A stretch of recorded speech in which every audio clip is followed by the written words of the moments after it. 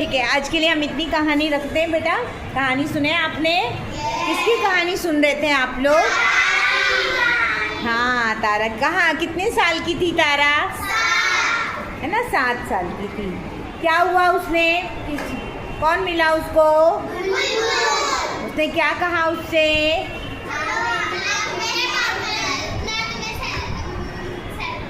Share करवा है ना। तो इसके आगे की कहानी आप लोग खुद देखेंगे, याद करेंगे, और जिस तरह से आज मसफा ने ये कहानी सुनाई है आदि आपको, आप तमाम भी पूरी कहानी आपको याद होनी चाहिए। नेक्स्ट क्लास सेशन में हम हर बच्चे की बुलबुल की कहानी आपसे सुनेंगे।